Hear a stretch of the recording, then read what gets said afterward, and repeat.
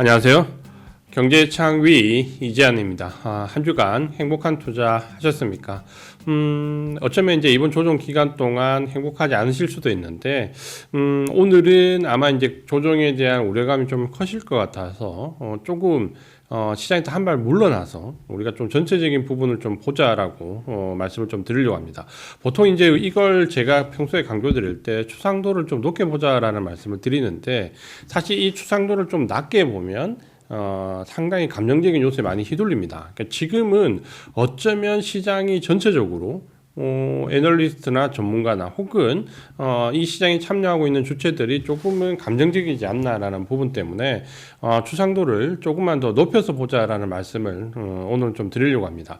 사실 이번 시장의 조정은 어떻게 보면 우리 증시는 조금 뼈아픈 부분이 있지만 미국 증시로 본다면 상당히 많이 올랐기 때문에 1분기가 지나고 펀드가 재편될 수 있는 시기에 상당히 자연스러운 조정이라고 볼 수 있고 또 어떻게 보면 주도주가 어느 정도 재편되는 가운데 추가 상승을 위한 한 템포 쉬어가는 모습이라고 볼 수 있습니다. 물론 지금 현재 시장에 대한 그 기대감이 한풀 꺾였다라는 부분은 뭐 금리 인하에 대한 기대감이 뭐 일단 후퇴를 했다. 원자재 가격이 많이 상승했다. 국제 금리가 상승을 한다. 달러가 강세로 간다. 뭐 여러 가지 이유를 많이 될 수 있겠지만 사실 제가 볼 때는 이 부분들이 그렇게 주체적으로 보이지는 않습니다. 그러니까 결국은 조정에 대한 해석을 하기 위한 객체로 보이지 이 부분 때문에 지금 조정을 받는다라고 얘기하기는 상당히 어려울 것 같습니다. 이 부분을 우리 증시에서 조금 더 빗대어서 생각해 본다면 결국 지금 현재 우리가 우려하는 부분은 지정학적 리스크 그리고 금리 인하에 대한 기대감이 후퇴하면서 증시에서 한 발 물러서는 모습 여기에 우리는 원달러 환율이 상당히 많이 고공행진을 하면서 1,400원을 한번 찍는 육박하면서 이런 모습들, 그러니까 이런 부분들이 증시를 좀 불안하게 야기할 수 있고 조정을 이끌고 있습니다. 좀 이제 아픈 부분은 그거죠. 코스닥이 생각보다 조정폭이 상당히 컸고 우리 개인 투자가분들이 상당히 좋아했던 종목들, 뭐 2차 전지라든지 경기 민감주 일본 낙폭이 좀 가됐던 종목들, 이런 종목들이 오히려 추가 조정을 받으면서 코스닥이 상당히 조정 압박을 받았다 이런 부분인데, 자 그러면 우리가 여기서 한번 생각해봐야 될 부분이 조정의 기간과 강도가 그러면 어느 정도까지 갈 것이냐라는 부분을 한 번쯤은 생각을 해볼 필요가 있습니다. 여기서 추가 조정을 가려고 하면 이제 조정의 폭이 가격 조정 폭이 이제 좀 커져가죠. 그러면 아마 외국인들이 우리 시장에서 극단적으로 놓고 보면 대응을 이렇게 할 가능성이 높습니다. 뭐냐면 일단 주식 비중을 많이 줄여야 됩니다. 그러니까 외국인들이 지난 그 저점 이후에 워낙 많은 주식을 우리 시장에서 매수를 했기 때문에 조정폭이 크다라고 하면 차익 매물이 상당히 쏟아져야 되고요. 이 차익 매물 쏟아지는 매물을 소화하기 위해서 프로그램 매수를 대량으로 유발을 시켜야 됩니다. 그리고 거기에 물량을 넘겨야 되죠. 자, 우리 증시에서 그런 움직임이 나옵니까? 프로그램 매수가 아니라 오히려 프로그램 매도가 나면서 시장을 압박하죠. 외국인들은 물량을 넘기지 않습니다. 반도체나 2차 전지 모든 섹터 다 조정을 받지만 우리가 주도 섹터라고 생각하는 예를 들어서 극단적으로 상승에 들어와 있는 반도체나 전력기기 이 두 가지를 놓고 한번 생각을 해보시면 반도체에서 매도의 주체가 하이닉스에서 일부 외국인들 매도와 삼성전자에서 기가 매물이 일부 나왔지만 사실 하이닉스를 매수한 외국인들의 전체 물량을 대비한다면 5% 남짓 그것도 최근 6개월간에 매수했던 부분만 줄여서 얘기해도 조정 때 나온 매물이 5% 남짓입니다. 그러니까 절대 다수가 유지를 하고 있다는 부분이고, 뭐 예를 들어서 전력기기 같은 경우를 보면 현대일렉트로닉스의 HD 현대일렉트릭의 가장 큰 그 매수 주체는 외국인이죠. 그리고 LS 일렉트릭이나 혹은 그 효성중공업 같은 경우는 기관이죠. 특히 연기금이죠. 그러니까 각 주체를 보면 매집했던 주체들의 매도 물량은 사실 많지 않습니다. 그러니까 곁다리에 들어와 있던 단기 펀드들 물량이나 사모 펀드 물량이 많이 매도가 되고 있죠. 근데 그 물량들은 지금 현재 어느 정도 차익을 실현할 수 있는 여건이 맞거든요. 그러면 자연스럽게 단기 펀드 물량이나 사모 펀드 물량이 나가는 걸 조정을 야기하는 물량으로 봐야 되고, 또 여기에 장기 펀드 물량들이 버틴다라고 하면 또 이 조정을 거친 다음에 추가 상승하는 부분이 또 강하게 나오겠죠. 그러니까 어떻게 보면 우리 시장은 V자인 반등 가능성도 상당히 내포를 하고 있습니다. 그러니까 결국은 매집의 주체가 매도를 하지 않고 우리가 보면 곁다리라고 하시는 쪽에서 매도 물량이 나온다는 것은 그렇게 조정을 나쁘게 볼 필요는 없습니다. 왜냐하면 결국은 추가 상승의 원동력이 되기 때문이죠. 문제는 이제 여기서 우리가 좀 생각해야 될 부분은 지금 현재 우리 증시가 팬데믹 이후에 거쳐서 상승하는 바닥권에서 반등을 주고 조정을 주는 과정을 보면 상당히 난이도가 좀 있다라는 거죠. 그러니까 우리가 대세 상승, 대세 하락으로 생각하듯 그냥 매수해서 순환매 구조로 자연스럽게 좀 버티면 내 순환매에 들어와서 올라가는 그렇게 쉬운 장은 아니라는 거죠. 특히 제가 계속 강조드리지만 이 금리 동결 시기에 주도주가 잘 바뀌지 않습니다. 그러니까 우리가 이 주도주에서 한 발만 물러나 있으면 상당히 어려운 상황이 되는 거죠. 안타까운 부분은 우리 개인 투자자분들이 좀 좋아하는 섹터나 종목들, 뭐 2차전지나 경기 민감주 낙폭이 좀 컸던 종목들 일부가 추가 하락을 하면서 상당히 곤욕스러운 상황을 좀 만들었다는 거죠. 하지만 만약에 내가 반도체나 전력기기나 지금 당장 단기적인 낙폭이 좀 나오지만 주도 섹터에 몰려 있다라고 내 포트가 구성되어 있다라고 하면 사실 이 정도 낙폭은 상승 폭에 대비한다면 어느 정도 감내할 수 있는 수준이 됩니다. 물론 뒤늦게 추격하신 분들은 좀 아프시겠지만 제가 볼 때는 이제 전략을 조금 더 세밀하게 가져가야 될 필요가 있습니다. 그러니까 예를 들면 반도체 같은 경우는 굳이 여기서 많은 물량을 매도해서 비중을 줄여야 되냐라고 본다면 저는 그렇게 보이진 않습니다. 그러니까 반도체는 예를 들어 비중을 좀 유지를 하고 물론 이제 이걸 유지하기 위해서 일부 해지를 하려고 하는 건 좋은 전략이 되겠죠. 그리고 전력기기는 일단 매물을 크게 한번 매도 물량을 맞았기 때문에 지금은 비중을 줄인 상태에서 추가 하락이냐 아니면 바닥을 잡냐 여부를 좀 봐야 되겠죠. 제약이나 자동차는 사실 크게 하락하지도 않고 크게 반등을 주지도 않는 권역에 들어와 있지만 계속해서 비중을 일정 부분 유지하면서 향후 흐름을 좀 봐야 되겠죠. 그리고 최근에 이제 가장 바닥권에서 좀 올라오면 예를 든다면 뭐 화장품이라든지 미용기기라든지 혹은 최근에 중국 증시가 반등을 주면서 중국 관련되어 있는 뭐 카지노라든지 이런 경기에 좀 민감한 종목들이 반등을 주는 거는 비중을 조금씩 확보를 해 나갈 필요는 있겠죠.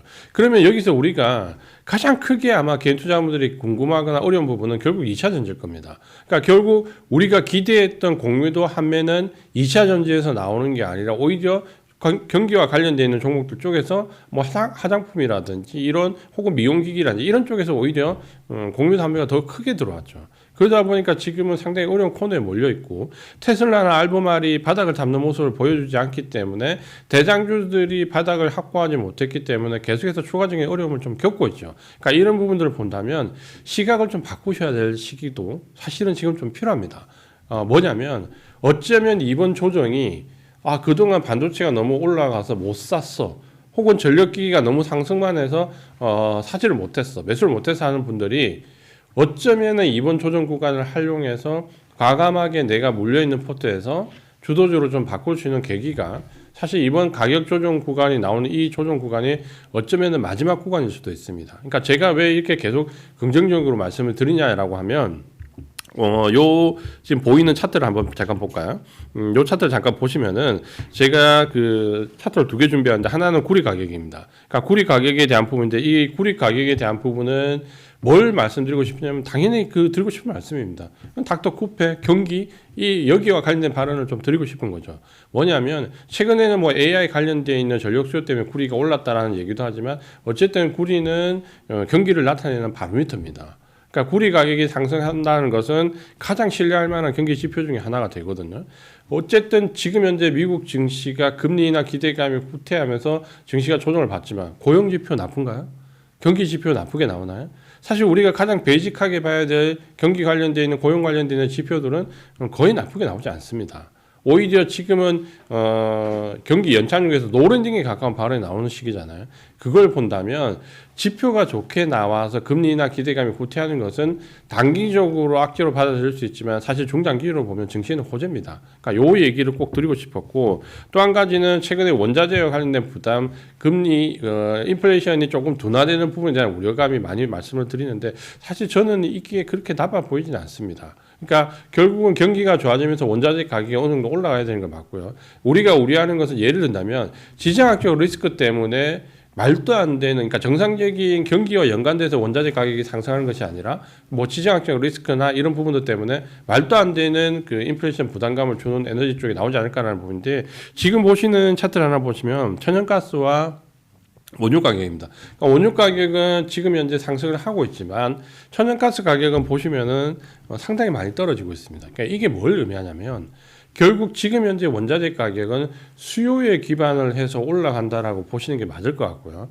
우리가 우리가 아는 지정학적 리스크나 과거에 원유 파동이나 이런 것처럼 뭔가 물가에 부담을 주는 형태가 아닐까라는 비관론이 최근에 많이 나오는데 그러진 않다라는 거죠. 만약에 그렇다면 예를 들어 천연가스 가격도 지금 같이 폭등을 해야 되거든요. 사실 그런 상황은 아니다라는 거죠. 그러면 수요에 기반을 해서 나아가는 것은 경기가 좋아지면서 혹은 경기가 상승하면서 원자재 가격이 자연스럽게 올라가는. 최근에 보시면은 뭐 알루미늄이나 텅스텐, 철강석을 제외하고 대부분의 원자재가 다 상승하잖아요. 그러니까 이거를 인플레이션에 대한 부담보다는 저는 경기 쪽에 포커스를 맞췄으면 좋겠다라는 부분이고, 우리가 여기서 추상들을 조금 더 넓게 본다면 경기가 나빠져서 지금 당장 금리 인하를 하는 게 과연 좋을까요? 경기가 좋아서 금리 인하가 조금 후퇴하는 게 더 나쁠까요? 이걸 냉정하게 따져볼 필요가 있습니다. 그리고 최근에 국채 금리의 상승이나 이런 부분은 그 자체의 문제도 있지만 사실 최근에 보면 한 두 달간 국채 발행이 너무 많았어요. 그러니까 이런 지역적인 영향도 있기 때문에 이런 부분들을 같이 생각을 해볼 필요가 있다라고 말씀 좀 드리고, 저는 이번 조정이 주도주를 가지고 계시는 분들한테는 상당히 부담 없는 조정이 될 것이고, 또 한편으로는 내가 지금까지 주도주에 비껴나 있어서 반도체나 전력기가 너무 급등해서 접근하지 못했던 분들은 오히려 이번 가격 조정 기간을 통해서 한번 과감하게 교체해 볼 수 있는 기회가 될 수 있다는 점을 꼭 강조를 드리고 싶습니다.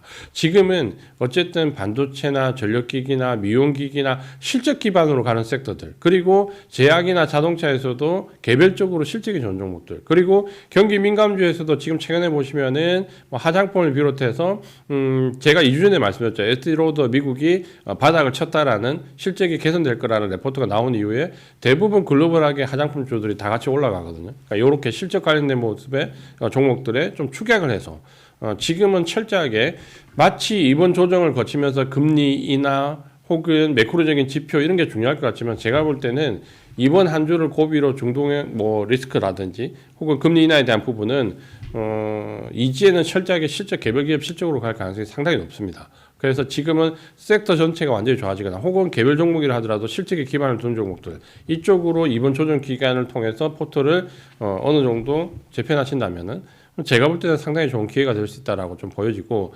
절대 이 조정을 가지고 폭이 조금 더 조정폭이 나온다 하더라도 당황하거나 절대 두려워하지 마십시오. 이 시장, 특히 우리 시장은 외국인이 매도하지 않으면 절대 그 조정폭이 그렇게 크지 않습니다. 그리고 원달러 환율에 대해서 너무 많이 염려하시는 분들은 제가 그 30년 정도 주식 투자를 하면서 그 느꼈던, 혹은 가계 펀드를 운영하면서 느꼈던 경험은, 물론 원달러 환율이 올라가는 동안 상당한 매도 압박, 자금 이탈, 외국인들 자금 이탈을 받을 수 있겠지만, 이게 제 경험상 환율이 어느 정도 피크에 다다르면 오히려 외국인들은 공격적으로 한국 증시를 매수했던 경우가 상당히 많다는 부분은 꼭 기억을 해주셨으면 좋겠습니다.